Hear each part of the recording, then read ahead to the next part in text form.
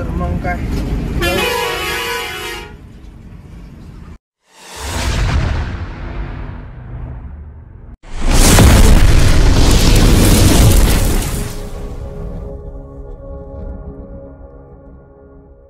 तर जय श्रीराम भावांनो.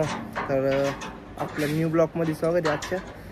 तर तुम्हाला माहिती मी सकाळी चौफुल्याला गाडी खाली केली. तर आपण आलेलो आता उरुळी कांचनला गाडी लोड करायला. तर गाडीचा त्रिपाल वगैरे सगळं सोडून घेतलं आहे आणि पाईप इकडं लेफ्ट साईडला बांधला आहे. म्हणजे हाय त्या कंपनी पाईपाचा पण पाईप बनवलेला आहे. सो मामामधले भत्ते खोलू राहिले, म्हणजे सगळे भत्ते खोलायचे अख्खे तिन्ही पण. तर ही सकाळची पुष्ट्याची घाण आहे आणि त्या दिसच्या बटाट्याची घाण अजून घे. हे बा बटाटा अजून तसंच पडेल आहे गाडीमध्ये. तर बॉडी भाकेल इदाई, त्याच्यामुळे आपल्याला नाही का आपली बॉडी 8 फुटाची अशी 22. तर 8 फुटाचे 3 पीस लावावं लागले. 1 2 3. काय होते सोमा खोलून राहिलं काय. तर एवढं खोलून घेऊ मग नाही का टेन्शन नाही राहणार. घेऊ पुढलं खोलून ते द्या ना. मग ते पान लागेल ना पुढलं खोलायला. मला घे सोमा मला एक पान दिलाय, मला ते खोल. हो प्रयत्न करू घेऊ खोलून. मग काय नाही मागच राहून द्या. ती काढू परत टाकून. मग काय राहून द्या ना. ते साईडला घ्या ना, लगेच घेऊ ना. बत्ते द्या मला फक्त आधी पुढं. मग काय बत्ते वगैरे खुलून झाली. चलाय म्हणा भाऊ. अरे इथं राडा काढून ठेवलं मी मला फेविस्टिकनची. गाडी एकदा भरायला लावू आणि जे मागचं आपलं ते थोडं रबर जे तुटेल का ते बसून घेऊ नाही का.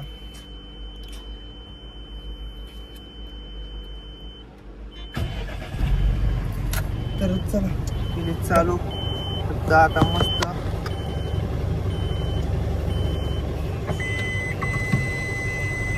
लावून दिली, टेन्शन नाही.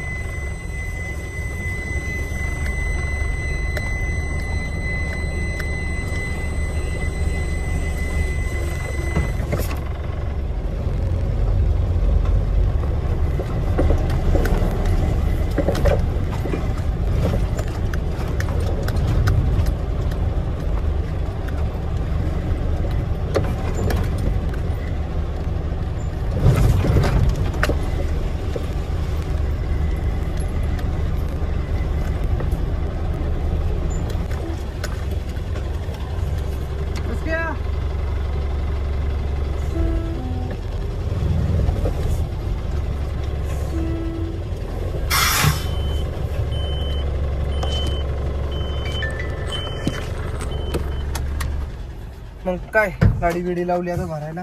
तर तुम्हाला आपला माल कोणता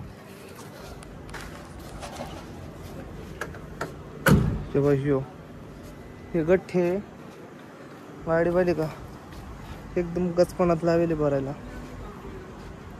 आता काय एक मजबुरी का ना महात्मा गांधी द्या लावून भरला काय पुढं. हे रोल आहे आणि हे बंडल. तरी कायचा लोक कायचं पण पैसा करीते. मग काय हे बाय हे रबर आहे, हे तुटलंय कुठलं इथलं. आता याला फेविस्टिक होतो चिटकून देऊ नाही का परत असं. म्हणजे कसं भारी जरा ते काय अडचण नाही वाटत. त्याला दिसायला पण एकदम ऍक्टिव्ह वाटतं त्याच्यामुळं. मग काय हातपाय वगैरे धुवून आलो, फ्रेश झालो जरा. तर त्यांना आता भरायला जरा टाईम घेतो. 2-3 बंडल बनवतो मग टाकायला चालू करतो. तर येतं दुसरं काही नाही. तर कोणता पार्ट बनवते माहिती तुम्हाला. टाटा मोटर्स. म्हणजे आपण कोणतं जे समजा ते घेतो ना काय म्हणते जरा एअर फिल्टर डिझेल फिल्टर त्याची बॉक्स बनवते. बाकीचे एअर किन्नर वगैरे आहे का त्याचे सगळे बॉक्स तयार होते इथून बाहेर सप्लाय होते समजा जिथं बनत असेल तिथं. तर हो मग काय शेवटचा बंडल राहिला. आता डायरेक्ट ट्रेन ना भरायचं काम चालू आहे. पिणे काय ना एकदम ठंडा देव बरोबर की मेरे को इसमें थोड़ा.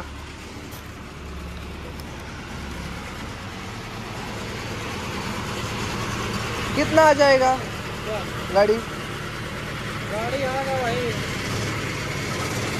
अपना होता मारेगा।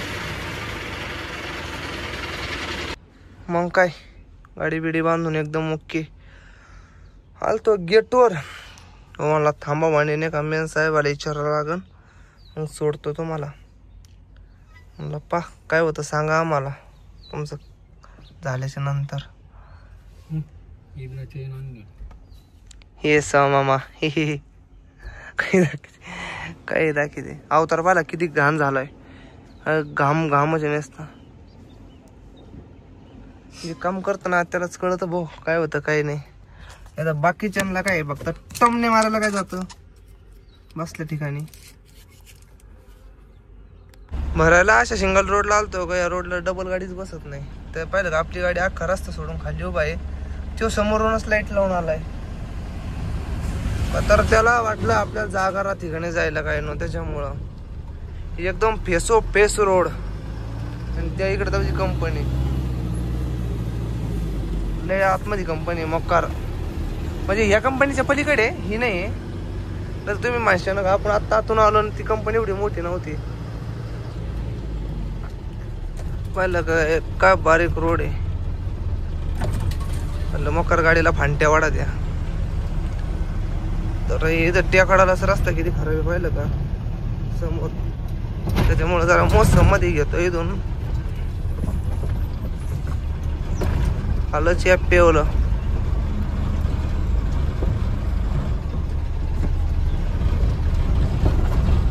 मग काय रेल्वे फाटकला थांबलो 15-20 मिनिटं. आता निघले दमादमाने काढून राहिली गाड्या बाहेर.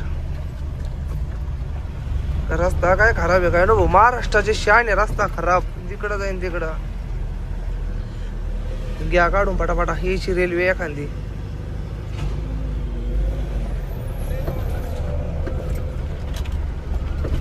अजून काही नाही दिसू राहिलं.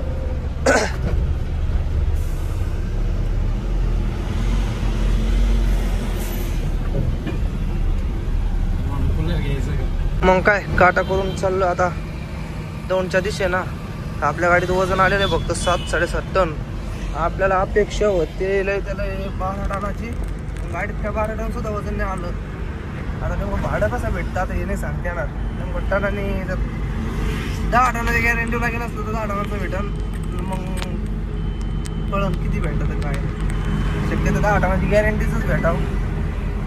त्याला फोन लावून पाहू आपण. आता डोक्यात जरा गणगण झाली मोठी. तरी चल काय नाव आहे ना कोणतं गाव हे उरुळी कांचन. उरुळी कांचन मध्ये आलोय आपण आता.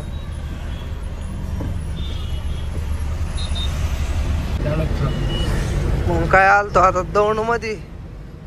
तर तुम्हाला तर माहिती आता उशीर झाला किती मामा 7:17 मिनिटं. तर मग काय नाही चालले डिगे आवरेज गाडी. तर तशी सकाळी खाली होणार आहे. आता काय पळून उपयोग नाही त्याच्यामुळे निवांत 60-70 नाही झालं त्याला 50-55. आणि ही गाडी 50-55 चल वाट. मग काय आलतो श्रीगोंद्याच्या अलीकडलं फाटक आहे तिथं बेलवंडी शुगर फाटा. तर याला गाड्या पाहिल्या किती माग.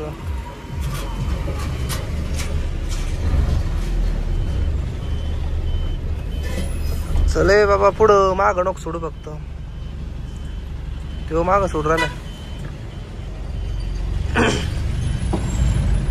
लय वेळचं पडेल होतं गेट. आम्हीच 15-20 मिनिटं झाले आम्ही थांबले. आमच्या आधी मोकर गाड्या होत्या.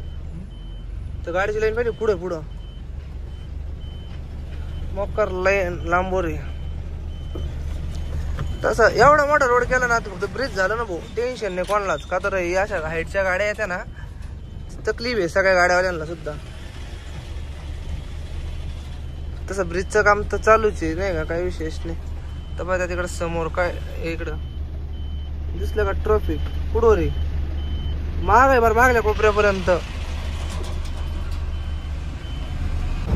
मग काय भावांनो आलतो ना बायपासला. मग म्हणलं बायपास नाही गेलेलं सोपं पुरं आतून जाण्यापेक्षा काय होतं बायपासला गर्दी नाही राहत काही नाही त्याच्यामुळं निवांत एकदम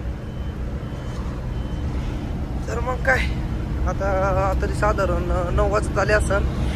अजून 30 किलोमीटर राहू रे, 30-35 किलोमीटर राहू रे. आज जर रोड असताना तुला 20 मिनिटं भाऊ यायला, 20 मिनिटं डायरेक्ट राहुरी मध्ये. पण विषय असा कुठला रोड तुम्हाला माहिती कसा आहे, एकदम बोगस. तर खरं तिथं आपले अर्धा 1 तास निघून जातो 30 किलोमीटर मध्ये. अर्धा 1 तास म्हणजे नाही का आपल्याला 40 मिनिटं जादा नाही. मग काय पा रोड. मग काय आलतो आपल्या नगर रोडला. तर आता आहे जस्ट वामुरे फाट्यावर. रस्ता इतका बेकार खराब आहे ना, लय गाडी आपटती बेकार. वजन कमी त्याच्यामुळे पण आपटती गाडी भरेल आहे तिकडून आपटती. नेमकं चालव कोणत्या धोरणी, कारण स्पीड किती 50चा स्पीड आहे. त्याच्यापेक्षा कमी जर चालवली तर कसं व्हायचं. रोडचं काही खरं नाही वाटत मला. ए दादा, ए दादा, ए बाबा, ए ओके काय ये का इकडं. भंगार लोक आहे, भंगार. माग पाहिजे नाही काय नाही. बापाचा रोड असल्याने चालायचं. तर थांबलं मध्ये ते वाच इकडं घुसन